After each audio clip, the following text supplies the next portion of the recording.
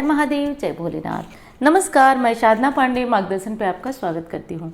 दोस्तों, पितृपक्ष में आपको कौन कौन सी चीज़ें नहीं करना चाहिए, इस पे चार वीडियो पढ़ चुकी हूँ और इस साल के पितृपक्ष पे पूरी 4 वीडियो पढ़ चुकी हूँ और मुझे समझ में जैसा आ रहा है कि वो कंप्लीट है पितृपक्ष की जानकारी के लिए। लेकिन उससे जुड़े हुए बहुत सारे प्रश्न आए हैं, तो कुछ के रिप्लाई मैं कमेंट बॉक्स में कर पाई हूँ और कुछ के नहीं कर पाई हूँ। मुझे लगा है कि ये वीडियो बना के बताना चाहिए आपको, तो आज उन्हीं प्रश्नों से जुड़े हुए आपकी सारी वीडियो है। तो वीडियो को ध्यान से सुनिएगा, आपकी बहुत सारे जो डाउट्स हैं वो क्लियर होने वाले हैं और बहुत सारी चीज़ें आपको जानकारी इस वीडियो से मिलने वाली है। तो दोस्तों, वीडियो में अंत तक बने रहिएगा। अच्छी लगती है तो लाइक करिएगा, चैनल को सब्सक्राइब करिएगा। चलिए पहली बात कर लेते हैं कि देखिए, अगियारी करें या नहीं। पितृपक्ष में कुछ लोगों का क्वेश्चन है कि हम अगियारी यानी कि अगियारी करें या नहीं। एक क्वेश्चन ये भी था कि आप अगियारी समझ पा रही हैं। जी बिल्कुल, मैं बहुत साधारण हूँ और आपकी साधारण से साधारण बात को समझ पाती हूँ।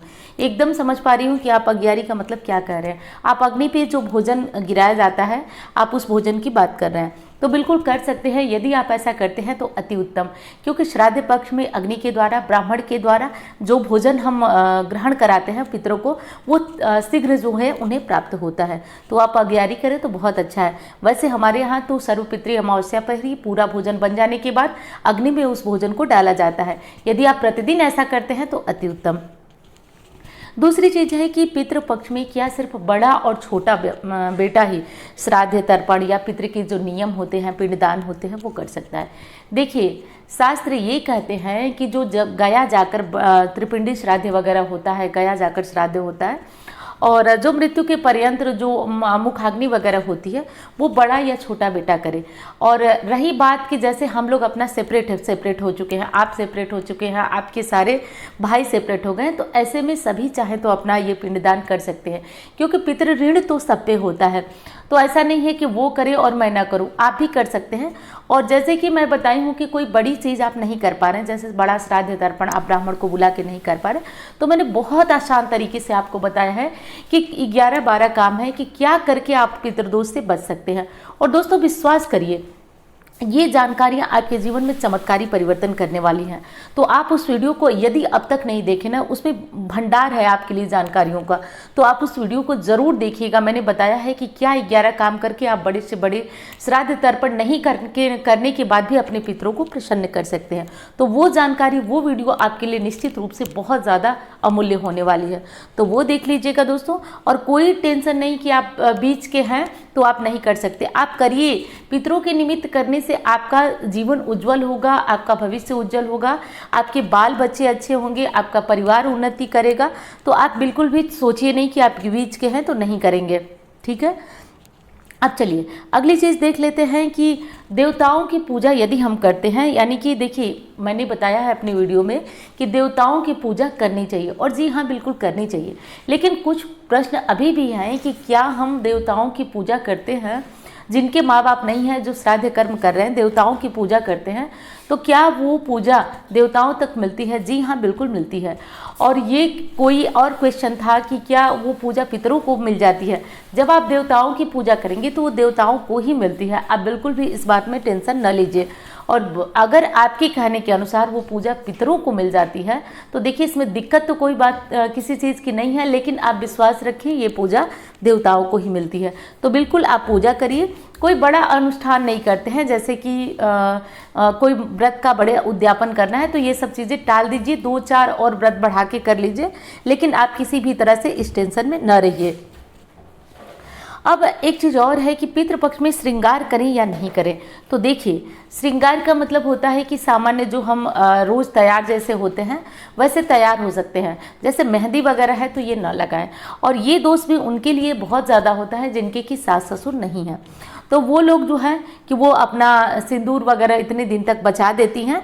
बाकी यदि पारिवारिक परंपरा है कि आप लोग सिंदूर लगाते हैं, तो आप लोग देख लीजिए, हमारे यहाँ जो यूपी की परंपरा है उसमें जिनके सास ससुर नहीं होते हैं वो सिंदूर वगैरह बचा देते हैं। तो ये अपनी पारिवारिक परंपरा पे भी निर्भर करता है। और रही बात, थोड़ा सा उनके लिए नियम अलग हो जाता है जिनके सास ससुर नहीं है, ठीक है।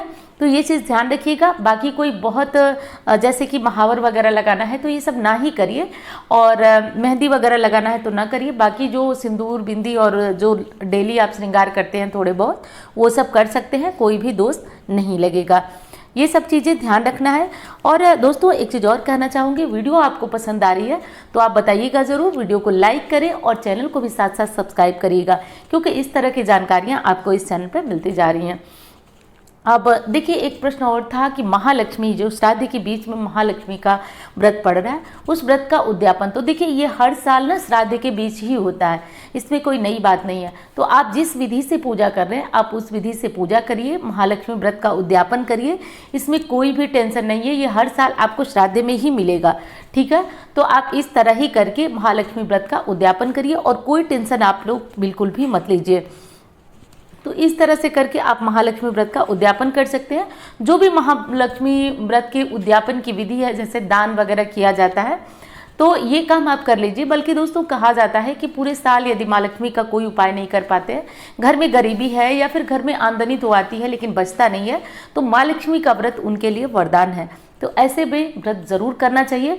व्रत का उद्यापन विधि विधान से करना चाहिए, जैसे कि 16 चीज़ें दान करनी चाहिए, 16 सुहाग सामग्रियां दान करनी चाहिए। यदि सारी महिलाएं चाहें तो सुहाग सामग्री दान करिए, इससे सुहाग में वृद्धि होती है। तो ये काम आप कर सकते हैं। अब एक चीज़ और बताती हूँ आपको, श्राद्ध पक्ष में कुछ क्वेश्चन आए हैं कि देखिए मैंने बताया है कि किस डेट पे किसका श्राद्ध करें, उस वीडियो में मैंने बताया है, तो आप उसको देख लीजिए। और यदि किसी पितर की पता नहीं है आपको कि इनकी मृत्यु कब हुई है, जैसे आपके पिताजी की मृत्यु कब हुई है ऐसा नहीं पता है, तो आप सर्वपितृ अमावस्या को आप श्राद्ध करिए। उस दिन का किया गया श्राद्ध सबको मिलता है, यानी कि सारे पितर जो है वो तृप्त हो जाते हैं।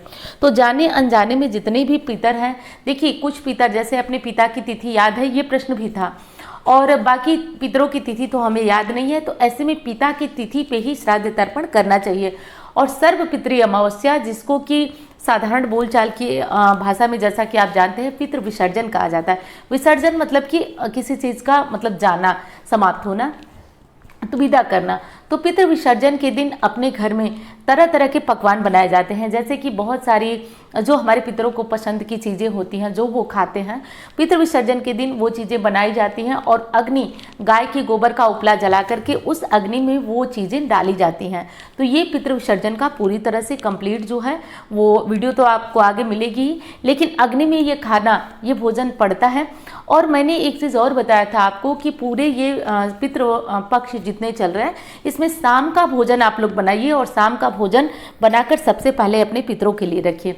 उसमें प्रश्न था कि क्या सुबह के समय हम लहसुन प्याज खा सकते हैं।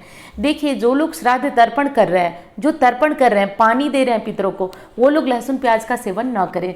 परंतु जो लोग कोई नियम नहीं ले रहे हैं, वो लोग खाना चाहें तो खा लें, वैसे बच जाए तो बचा दीजिए, बचाना ज़्यादा उत्तम होता है।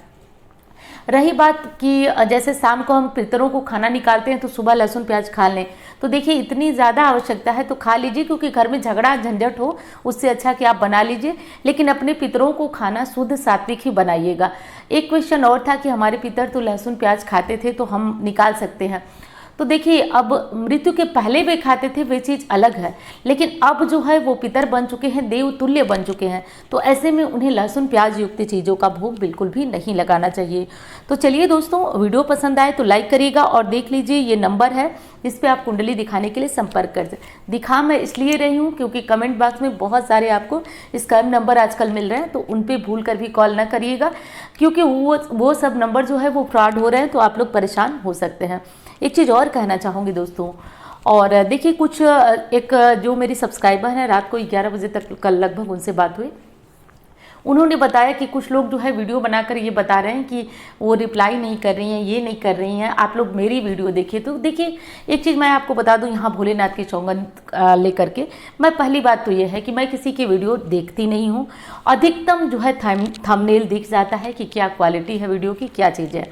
और दूसरी चीज़ कि रही बात यह है कि कौन मेरी निंदा कर रहा है, तो कबीरदास का एक प्रसिद्ध दोहा है, निंदक नियरे राखिए आंगन कुटी छवाए, बिन पानी साबुन बिना निर्मल करे सुभार। तीसरी चीज़ कि मैं ये तो कभी कहने नहीं जाऊंगी अपनी मतलब स्वयं की प्रशंसा कि मैं अच्छी हूँ, आप लोग मेरी वीडियो देखिए, मैं रिप्लाई करती हूँ, आप लोग मेरी वीडियो, मुझे आपकी चिंता है, देखिए अगर किसी के 1000 सब्सक्राइबर हैं तो वो भी उसको पसंद किए हैं, और किसी के 10 लाख हैं तो भी उसको पसंद किए हैं। तो इसमें मेरे घमंड जैसी तो कोई बात आती नहीं है।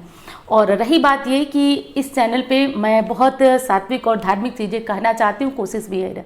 तो मैं आज के बाद जो है इस तरह की कोई रिप्लाई या कुछ भी इस चैनल के माध्यम से तो नहीं करने वाली हूँ। जिसको मुझसे दिक्कत हो या तो वो मुझे मेल करे, या फिर मेरा नंबर है, सबसे अच्छा मेल भी करने में दिक्कत है तो फ़ोन करके अपनी दिक्कत जाहिर कर सकता है। चलिए दोस्तों, मिलती हूँ और एक ज्ञानवर्धक वीडियो के साथ।